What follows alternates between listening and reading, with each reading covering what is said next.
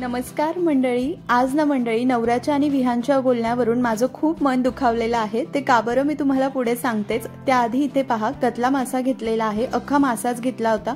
स्वच्छ करून त्याचे काप वगैरे करून घेतले, स्वच्छ धुवून पाणी निथळून घेतले। एकदा वजन करून घेते म्हणजे तुम्हाला सांगता येईल। एक दिवशी काय झालं, मी कमेंटला रिप्लाय देत होते इंस्टाग्राम आपले शॉर्ट व्हिडिओ आणि डिटेल व्हिडिओंच्या। मिस्टरांनी सुद्धा काही कमेंट वाचल्या आणि भरपूर कमेंट होत्या की नॉनव्हेज रेसिपी दाखव। तर म्हटले की सगळे म्हणतात तर दाखव ना। तर मी म्हटलं की हो दाखवूया। मग त्यांनी दोघांनी माझी गंमत करायची ठरवली आणि म्हटले की आई खात नाही ना म्हणून ती दाखवत नाही। मला कळलं गंमत करताय, मग मी सुद्धा त्यांची गंमत केली की तुमच्या बोलण्यावरून माझं खूप मन दुखावलेलं आहे। तर म्हटलं चला, त्या दोघांचीही खायची इच्छा आहे, सगळ्यांना नॉनव्हेज रेसिपी पाहायची आहे, तर करूया बेत। मिक्सरच्या भांड्यामध्ये एक 6-7 लसूण पाकळ्या घ्यायच्या, 1 इंच आल्याचे काप घ्यायचे, त्यानंतर हिरवी मिरची, तिखट आहे म्हणून मी एकच घेतली, तुम्ही तुमच्या आवडीप्रमाणे घ्या।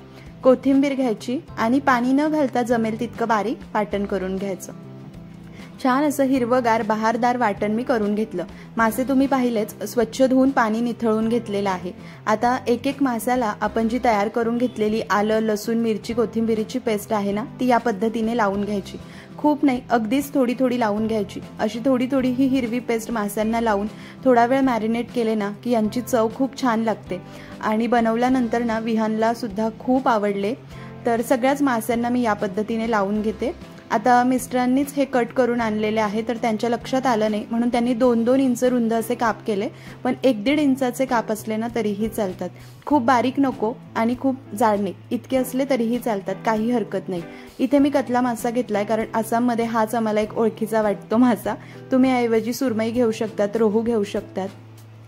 सगळ्या माशांना इथे पेस्ट लावून झाली आहे। झाकून एक 20 मिनिटं मॅरिनेट होण्यासाठी बाजूला ठेवते। त्यापेक्षा जास्त वेळ म्हणजे तासभर वगैरे ठेवायचं असेल तर घट्ट झाकणाच्या डब्यामध्ये घालून फ्रीजमध्ये तुम्ही ठेवू शकता। मासे आपले मॅरिनेट होतात तोपर्यंत पुढची तयारी करूया। एका ताटामध्ये अर्धा कप बारीक रवा घ्यायचा, अगदी बारीक असावा। त्यामध्ये पाव कप तांदळाचं पीठ घालायचं। त्यानंतर अगदी किंचित मीठ घालायचं, जास्त घालायचं नाही, रव्यामध्ये हे काही खूप एकजीव होत नाही म्हणून खारट होऊ नये म्हणून अगदी किंचित घाला। आणि थोडंसं लाल तिखट, थोडंसं मीठ आणि लाल तिखट घातलंय म्हणजे अगदी सपक हे लागणार नाही, यामध्ये सुद्धा थोडासा फ्लेवर येईल। छान असं एकजीव करून घ्यायचं आहे। रवा आणि तांदळाच्या पिठाचं हे मिश्रण तयार झालं, थोडा वेळ बाजूला ठेवूया। आता एक मसाल्याची पेस्ट करायची। एका प्लेटमध्ये आपण घेणार आहोत 2 चमचे धनेपूड, पाव चमचा हळद, 1 चमचा काश्मीरी मिरची पावडर आणि पाव चमचा गरम मसाला। काश्मीरी मिरची पावडर मी घेतली आहे, खूप तिखट नसते।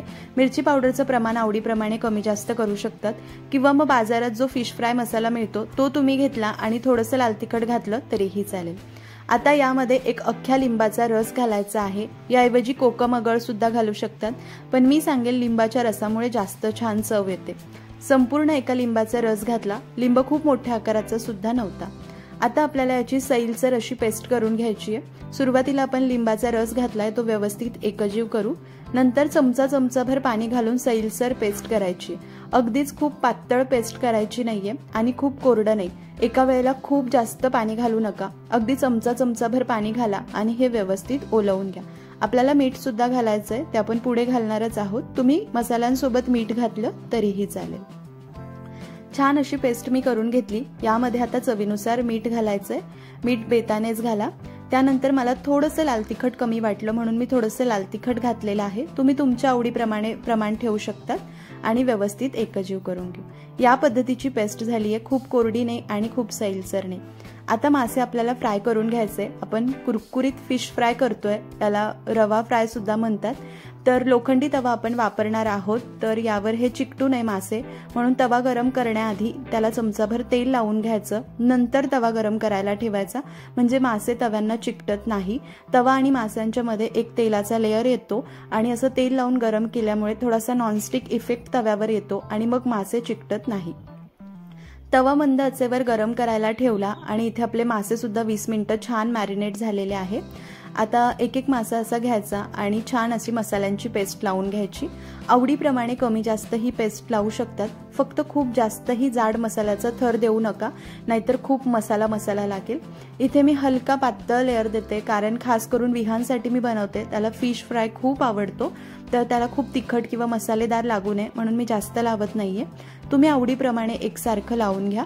मसाल्याच्या पेस्टची कन्सिस्टन्सी अशीच असावी की ती मास्यांना आपल्याला व्यवस्थित लावता यायला हवी आणि खूप सैलसर नको, नाहीतर ते सगळंच गळून निघून जाईल। सगळ्याच मास्यांना या पद्धतीने आपण मसाल्यांची पेस्ट लावून घेणार आहोत। अशी मसाल्याची पेस्ट लावून तुम्ही हवं तर तासभर फ्रीजमध्ये ठेवू शकतात आणि हवं तेव्हा याला फ्राय करून तुम्ही खाऊ शकतात। फक्त तासभर पेक्षा जास्त वेळ ठेवू नका। मी आता मसाला लावून लगेच आपण फिश फ्राय करून घेणार आहोत। सगळ्याच मास्यांना या पद्धतीने मसाला लावून घेते। बरोबर मसाला पुरलेला आहे।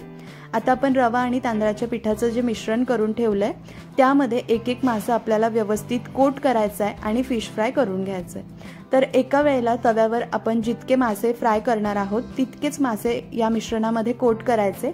बाकीचे उरलेले जेव्हा आपण फ्राय करू तेव्हाच करायचे। एका वेळेला सगळेच मासे कोट करून ठेवायचे नाही। सगळे मासे एका वेळेला कोट करून ठेवले तर काय होतं, ओलसर मसाल्यामुळे रवा भिजला जातो आणि मासा हवा तसा क्रिस्पी होत नाही। म्हणून तव्यावर एका वेळेला जितके मावतील तितकेच तुम्ही कोट करा आणि तितकेच फ्राय करायला घ्या। तर असं झटकून घ्यायचं म्हणजे एक्स्ट्रा रवा निघला जातो। आता माझा तवा लहान आहे, एका वेळेला 2च पीस यावर व्यवस्थित फ्राय होतील म्हणून 2च मी मास्यांचे जे काप आहे त्यांना व्यवस्थित घोळवून घेतलंय रव्यामध्ये। तवा आपण आधीच गरम करायला ठेवला। यावर एक 2 चमचे मी तेल घालणार आहे। तेल मध्यम गरम झालं की गॅस लो मीडियम ठेवायचा आणि त्यावर मास्यांचे काप ठेवायचे। मासे फ्राय करताना खूप मोठा गॅस ठेवायचा नाही आणि अगदीच कमी नाही, लो मीडियम ठेवायचा म्हणजे एकसारखे हे शिजले जातात। मासे लवकर शिजतात, कडेनेही छान शिजतात। गरज वाटल्यास आपण मध्ये थोडंसं तेल घालू शकतो। आणि मासे फ्राय करताना एक गोष्ट लक्षात ठेवा, यावर झाकण ठेवायचं नाही। झाकण ठेवले तर हे हवे तसे क्रिस्पी होत नाही। एक 7-8 मिनिटांमध्ये व्यवस्थित हे छान क्रिस्पी दोन्ही बाजूंनी भाजले जातात किंवा फ्राय होतात आणि मासे सुद्धा छान शिजतात। खालच्या बाजूने एक 1.5-2 मिनिटं आपण फ्राय केले, थोडेसे क्रिस्पी वाटताय म्हणजे फ्राय झाल्यासारखे वाटताय। आपण यांना उलटून घेऊया। यापेक्षा हलके थोडे अजून ब्राऊन झाले तरीही चालतील। आता असंच 1.5-2 मिनिटांनी उलटून पलटून आपण छान असा मासा शिजेपर्यंत आणि छान कुरकुरीत होईपर्यंत फ्राय करून घेणार आहोत। एक 2 ते 3 वेळा आपण उलटून पलटून घेऊ शकतो। फक्त हळूवारपणे करून घ्यायचं कारण मासे नाजूक असतात, तुटायला नको। माशांचे काप करताना ना खूप बारीक सुद्धा खूप पातळ सुद्धा करायचे नाही, नाहीतर हे उलटताना तुटतात, चुरा सुद्धा होतात। गरज वाटली तर मी मध्ये 1-2 चमचे तेल घातलं होतं। कडेपर्यंत हे छान असे शिजले गेलेले आहे, अगदीच छान कुरकुरीत झालेले आहे। पाहू शकतात मासे मस्त फ्राय झाले, क्रिस्पी झालेले आहे। एका जाळीवर काढून घेते म्हणजे एक्स्ट्रा तेल निथळलं जाईल। याच पद्धतीने बाकीचे मासे सुद्धा आपण फ्राय करून घेणार आहोत। परत 2 चमचे तेल घातलं। आताच हे 2 मासे मी कोट करून घेतले। खालच्या बाजूने थोडेसे क्रिस्पी झाले। आता उलटून घेते आणि असेच मध्ये मध्ये उलटून पलटून मी छान असे सगळे मासे फ्राय करून घेणार आहे। आता तरी मी फक्त 4च काप करून घेणार आहे फ्राय, बाकीचे लागेल तसे करून घेईल। तर या पद्धतीने दुसरी बॅच सुद्धा झाली आहे। एकदा तवा तापला ना की भरभर होतात, फक्त गॅस खूप मोठा नाही आणि अगदीच कमी सुद्धा नाही। तर 4 मासे मी इथे मस्त करून घेतलेले आहे माशांचे काप।